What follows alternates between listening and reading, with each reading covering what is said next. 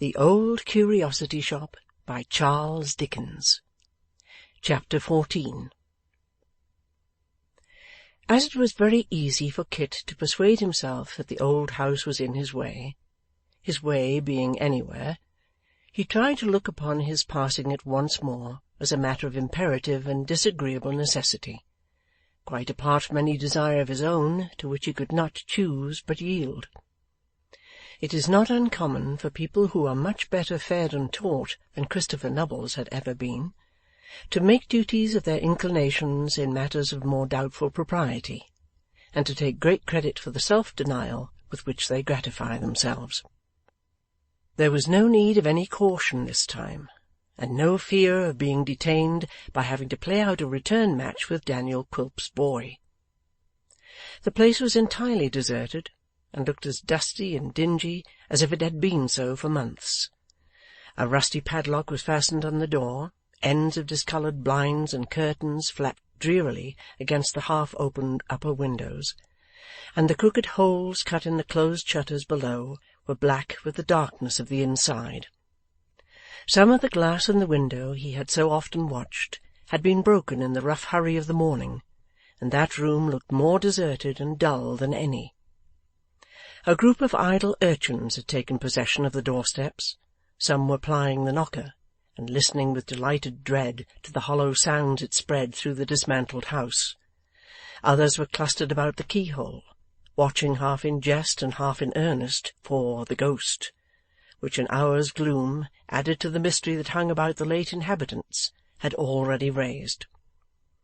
Standing all alone in the midst of the business and bustle of the street, the house looked a picture of cold desolation, and Kit, who remembered the cheerful fire that used to burn there on a winter's night, and the no less cheerful laugh that made the small room ring, turned quite mournfully away.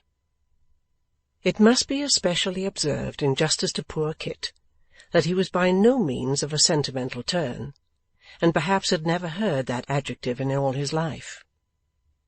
He was only a soft-hearted, grateful fellow, and had nothing genteel or polite about him.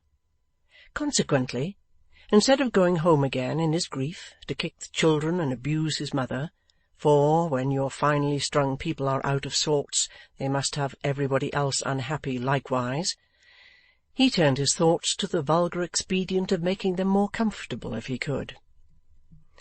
Bless us, what a number of gentlemen on horseback there were riding up and down, and how few of them wanted their horses held! A good city speculator or a parliamentary commissioner could have told to a fraction, from the crowds that were cantering about, what sum of money was realized in London in the course of a year by holding horses alone. And undoubtedly it would have been a very large one if only 1/20th part of the gentlemen without grooms had had occasion to alight. But they had not, and it is often an ill-natured circumstance like this which spoils the most ingenious estimate in the world. Kit walked about, now with quick steps and now with slow, now lingering as some rider slackened his horse's pace and looked about him, and now darting at full speed up a by-street as he caught a glimpse of some distant horseman going lazily up the shady side of the road and promising to stop at every door. But on they all went, one after another, and there was not a penny stirring. I wonder, thought the boy, if one of these gentlemen knew there was nothing in the cupboard at home, whether he'd stop on purpose and make believe that he wanted to call somewhere that I might earn a trifle. He was quite tired out with pacing the streets, to say nothing of repeated disappointments, and was sitting down upon a step to rest, when there approached towards him a little clattering, jingling, four-wheeled chaise, drawn by a little obstinate-looking, rough-coated pony, and driven by a little fat, placid-faced old gentleman. Beside the little old gentleman sat a little old lady, plump and placid like himself, and the pony was coming along at his own pace and doing exactly as he pleased with the whole concern. If the old gentleman remonstrated by shaking the reins, the pony replied by shaking his head. It was plain that the utmost the pony would consent to do was to go in his own way up any street that the old gentleman particularly wished to traverse, but that it was an understanding between them that he must do this after his own fashion, or not at all. As they passed where he sat, Kit looked so wistfully at the little turn-out that the old gentleman looked at him. Kit rising and putting his hand to his hat, the old gentleman intimated to the pony that he wished to stop, to which proposal the pony, who seldom objected to that part of his duty, graciously acceded. "I beg your pardon, sir," said Kit. "I'm sorry you stopped, sir. I only meant, did you want your horse minded?"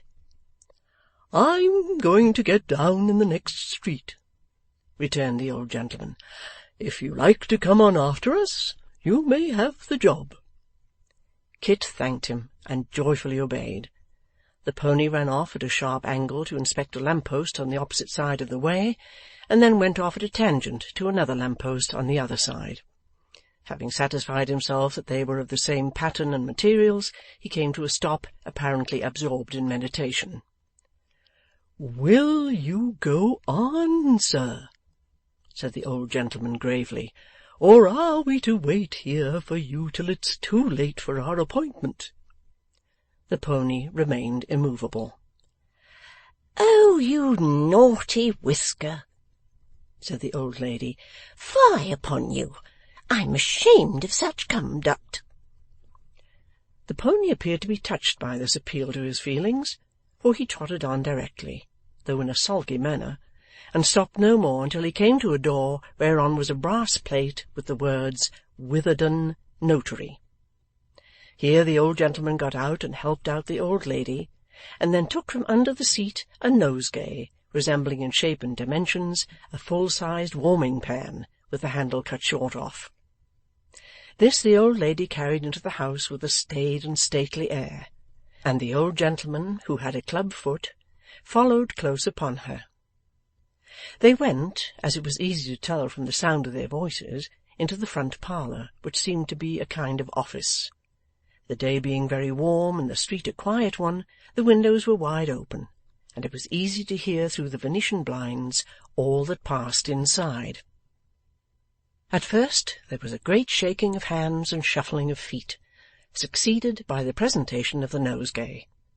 For a voice, supposed by the listener to be that of Mr. Witherden the notary, was heard to exclaim a great many times, "Oh, delicious! Oh, fragrant indeed!" and a nose, also supposed to be the property of that gentleman, was heard to inhale the scent with a snuffle of exceeding pleasure. "I brought it in honour of the occasion, sir," said the old lady. "Ah, an occasion indeed, ma'am. An occasion which does honour to me, ma'am, honour to me," rejoined Mr. Witherden the notary. "I have had many a gentleman article to me, ma'am, many a one. Some of them are now rolling in riches, unmindful of their old companion and friend, ma'am. Others are in the habit of calling upon me to this day, and saying, 'Mr. Witherden, some of the pleasantest hours I ever spent in my life were spent in this office, were spent, sir, upon this very stool.'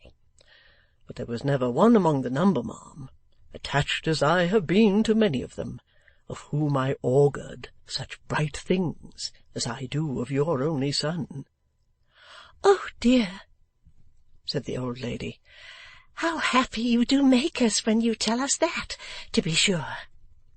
"I tell you, ma'am," said Mr. Witherden, "what I think is an honest man, which, as the poet observes, is the noblest work of God. I agree with the poet in every particular, ma'am. The mountainous Alps on the one hand, or a humming-bird on the other, is nothing, in point of workmanship, to an honest man. Or woman. Or woman." "Anything that Mr. Witherden can say of me," observed a small quiet voice, "I can say with interest of him, I am sure." "It's a happy circumstance, a truly happy circumstance," said the notary, "to happen, too, upon his 28th birthday, and I hope I know how to appreciate it. I trust, Mr. Garland, my dear sir, that we may mutually congratulate each other upon this auspicious occasion." To this the old gentleman replied that he felt assured they might. There appeared to be another shaking of hands in consequence, and when it was over, the old gentleman said that, though he said it, who should not? He believed no son had ever been a greater comfort to his parents than Abel Garland had been to his. "Marrying as his mother and I did late in life, sir, after waiting for a great many years until we were well enough off, coming together when we were no longer young, and then being blessed with one child who has always been dutiful and affectionate, why, it's a source of great happiness to us both, sir." "Of course it is. I have no doubt of it," returned the notary in a sympathizing voice. "It's the contemplation of this sort of thing that makes me deplore my fate in being a bachelor. There was a young lady once, sir, the daughter of an outfitting warehouse of the first respectability, but that's a weakness. Chuckster, bring in Mr. Abel's articles." "You see, Mr. Witherden," said the old lady, "that Abel has not been brought up like the run of young men. He has always had a pleasure in our society, and always been with us. Abel has never been absent from us for a day, has he, my dear?" "Never, my dear," returned the old gentleman, "except when he went to Margate one Saturday with Mr. Tomkinley, that had been a teacher at that school he went to, and came back upon the Monday. But he was very ill after that, you remember, my dear. It was quite a dissipation." "He was not used to it, you know," said the old lady, "and he couldn't bear it, that's the truth. Besides, he had no comfort in being there without us, and had nobody to talk to or enjoy himself with." "That was it, you know," interposed the same small quiet voice that had spoken once before. "I was quite abroad, mother, quite desolate, and to think that the sea was between us. Oh, I never shall forget what I felt when I first thought that the sea was between us." "Very natural under the circumstances," observed the notary. "Mr. Abel's feelings did credit to his nature, and credit to your nature, ma'am, and his father's nature, and human nature. I trace the same current now, flowing through all his quiet and unobtrusive proceedings.